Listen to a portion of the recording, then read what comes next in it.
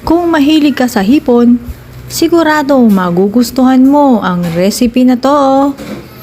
Ang tawag dito ay pinugutan or pinugutang hipon. Bakit ganun ang tawag? Kasi pinugot yung ulo.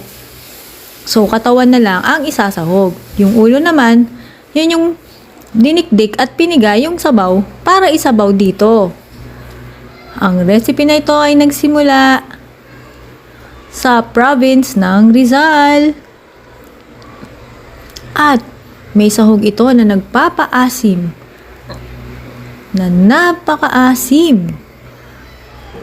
Walang iba kundi ang kamyas.